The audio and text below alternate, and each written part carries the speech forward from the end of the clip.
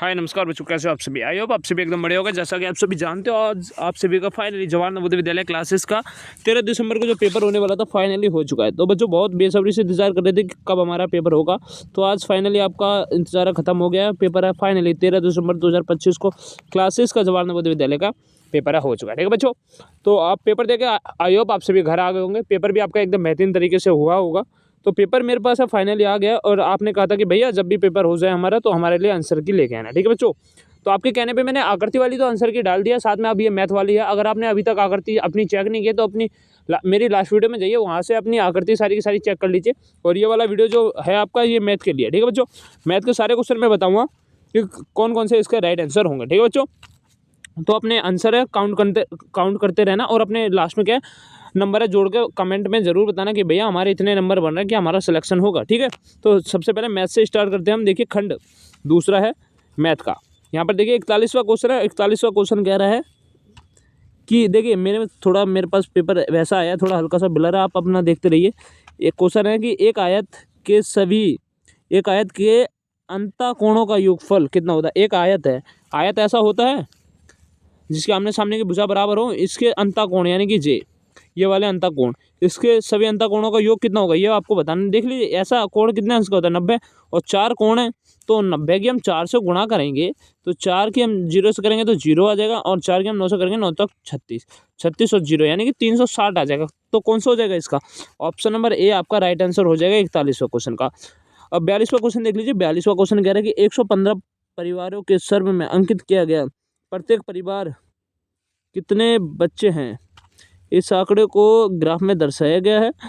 Graph के उन परिवारों की संख्या जिनमें कोई बच्चा नहीं है। ठीक है, ये आपको बताना है जिसमें कोई भी बच्चा नहीं है। ठीक है, यहाँ पर देखेंगे हम बच्चों की संख्या इधर है बढ़ती हुई। ठीक है, यहाँ पर कोई भी बच्चा नहीं है, ऐसा कौन सा ग्राफ है, यहाँ पर देख लीजिए। इसका हो जाएगा बच्चों आपका ऑप्शन नंबर बी यानी कि 20 आपका राइट आंसर हो जाएगा। ठीक है, अब 43वां क्वेश्चन देखिए।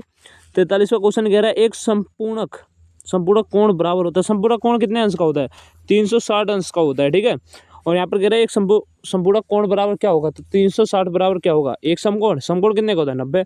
एक समकोण तो नहीं होगा, दो समकोण कितने हो गए, 90 180, 90 180 बराबर 360 होता है, नहीं। तो इसका ऑप्शन नंबर हो जाए 4 समकोण, क्योंकि अगर हम 4 समकोणों को जोड़ लेंगे तो हमारा 360 आ जाएगा, और जो कि किसके बराबर हो जाएगा, एक संपूर्ण कोण के बराबर हो जाएगा। 43वां क्वेश्चन का क्या हो जाएगा, ऑप्शन नंबर डी आपका एकदम राइट आंसर हो जाएगा। 44वां क्वेश्चन देख लीजिए। 44वां क्वेश्चन कह रहा है एक पंचभुज है जिसका परिमाप 80 है। पंचभुज है, इसका परिमाप 80 है, तो भुजाओं का योगफल 63 है। भुजाओं का योगफल क्या है, 63 है। तो क्या है, पांचवी भुजा की लंबाई बताइए, यानी कि चार भुजाओं का योगफल इसने 63 दे रखा है, और पंचभुजा का परिमाप कितना दे रखा है, 80। आपको पता हो तो पंचभुजा का परिमाप होता है सभी क्या है, तो सभी जो भुजाएं होती हैं उनका योगफल क्या होता है, वो वही क्या कहलाता है, परिमाप कहलाता है। तो 63 है, 63 अगर हम 80 में से 63 घटा देंगे तो हमारा 17 निकल के आ जाएगा, जो कि राइट आंसर हो जाएगा। यानी कि ऑप्शन नंबर डी आपका 44वें का राइट आंसर हो जाएगा। ठीक है बच्चों, क्वेश्चन समझ आ रहे हो, यानी आपके आंसर सही जा रहे हो, तो आप मेरे चैनल को जरूर सब्सक्राइब कर लीजिए, क्योंकि जब भी रिजल्ट आएगा कट ऑफ से रिलेटेड जो कुछ भी रिलेटेड है नवोदय से, सब कुछ हमारे चैनल पे सबसे पहले डाल दिया जाता है। ठीक है बच्चों, 45वां क्वेश्चन देख लीजिए। 45वां क्वेश्चन है एक डिब्बे में 500 अंडे हैं। ये हर साल क्वेश्चन आता है। ठीक है, ये वाला बड़ा ही मोस्ट इंपॉर्टेंट है। अगर आपके घर परिवार में कोई अगली साल नवोदय की तैयारी कर रहा है तो ये वाला क्वेश्चन जरूर पढ़ के जाए। ठीक है, इसमें से 3/25 भाग है टूट गया, तो निकला हुआ कुल 1 भाग मेहमानों के लिए रखना है। उपयोग किए जाने वाले अंडों की संख्या क्या है। ठीक है, ये आपको बताना है, यानी कि 3.25 भाग टूट गया, तो हम इसको भाग करेंगे। तो देखिए किस तरीके से आपको काटना है वो मैं आपको बताता हूँ। 25 के पारे में 25 एकम 25, और 25 दूनी 50, यहाँ बचेगा 20, 20 तियाँ 60, 60 हो गया। 60 क्या है, टूटा हुआ निकला तथा कुल का 1 भाग मेहमानों के लिए रखना। अब इसका क्या है, 1/5 भाग है, कुल का है। ठीक है, यानी कि 500 अंडों का 1/5 भाग, 500 अंडों का 1/5 भाग। अब ठीक है, 5 ढाई 100 आ जाएगा, यानी कि 100 अंडे मेहमानों के लिए रख दिए। ठीक है, 100 अंडे मेहमानों के लिए रख दिए, 60 अंडे टूट गए। तो अब ये कह रहा है कि उपयोग किए जा सकने वाले अंडों की संख्या। देख लीजिए 60 ये हैं, 100 ये 60 और 100 जोड़ोगे कितना हो जाएगा, 160 हो जाएगा। 500 में से 160 घटा दोगे तो 340 आपका राइट आंसर हो जाएगा, जो कि ऑप्शन नंबर सी हो जाएगा। ठीक है बच्चों, कौन सा हो जाएगा, ऑप्शन नंबर सी आपका राइट आंसर हो जाएगा। अब देखिए 40वां क्वेश्चन है, एक दुकानदार 200 रुपये की दीवार घड़ी खरीदा और इस पर 40 रुपये लाभ से बेचता है, तो दीवार घड़ी की विक्रय मूल्य क्या होगा। अरे बड़ा सिंपल है बच्चों, 200 रुपये की घड़ी है, उसे 40 रुपये लाभ पर बेच रहा है, तो 40 रुपये लाभ पर बेच रहा है, तो इसमें 40 जोड़ लीजिए। तो उसने इसको घड़ी को कितने रुपए में बेचा, यही पूछ रहा है, विक्रय मूल्य यानी कि बेचा हुआ मूल्य। तो 200 और 40 कितना होता है, 240 होता है, तो क्या हो जाएगा, ऑप्शन नंबर सी आपका एकदम राइट आंसर हो जाएगा। 47वां क्वेश्चन देख लीजिए। 47वां क्वेश्चन है, एक फल विक्रेता ने 1500 रुपये के सेब खरीदे, उन्हें अपनी दुकान पर लाने के लिए उसने 100 रुपये और खर्च कर दिए, सही है, और उसने ये सेब 2236 रुपये के बेचे, उसे कितना लाभ प्राप्त हुआ ये आपको बताना है। यानी कि 1500 रुपये के सेब लाया, 100 रुपये उसका किराया हो गया, यानी कि टोटल रुपये हो गए उसके 1600 रुपये उसके खर्च हो गए। खर्च होने के बाद उसने क्या है 2236 रुपये के उसने ये सेब है बेच दिए। तो 2236 में से हम 1600 कटा देंगे, 6 में से 0 जाएगा 6 आ जाएगा, 3 में से 0 जाएगा 3 आ जाएगा, और देखिए 12 में से 6 जाएगा 6 आ जाएगा, 2 में से 1 जाएगा, यानी कि 636 रुपये आपका राइट आंसर हो जाएगा। ऑप्शन नंबर बी आपका एकदम राइट आंसर हो जाएगा। ठीक है बच्चों, अब 48वां क्वेश्चन देख लीजिए। 48वां क्वेश्चन है कि दिए गए व्यंजक में लुप्त संख्या आपको बतानी है। ठीक है, हाँ बड़ा ही सिंपल है, दिए इसमें लुप्त संख्या आपको बतानी है। इसके लिए क्या करना है आपको, देखिए 86 आपको जोड़, देखिए यह है 58,394 में से 86 आप घटा दो पहले, 14 में से 6, देखिए 4 है, 4 में 6 जाएगा नहीं, 14 में से 6 जाएगा क्या आ जाएगा, 14 में से 6 जाएगा 9 आ जाएगा। ठीक है, यहाँ पर 8 है, 8 में से 0 जाएगा 0, फिर 3 8, यानी कि ये आ जाएगा आपका 58,369। ठीक है, ठीक है, हाँ एकदम सिंपल, 58,369 आ जाएगा। इसमें से फिर 83 घटाना है। ठीक है, 58,369 में से कितना आपका फिर कितना है, हाँ 86 है, इसमें से फिर 86 घटाइए, इसमें से 86 घटाएंगे हम तो कितना आ जाएगा, 58,369 में से अभी रुको, 58,369 में से हम 86 घटा देंगे तो कितना आ जाएगा, 9 में से 6 जाएगा 3 आ जाएगा, सिंपल। और यहाँ पर कितना है 6 है, यहाँ पर एक इधर दे देंगे तो 8 में से 16 जाएगा तो 8 आ जाएगा, और यहाँ क्या है कितना बचा हुआ है, यहाँ पर 2 का 2 आ जाएगा, और 58 यानी कि 52 आ जाएगा आपका। ठीक है, कितना 52। अब 52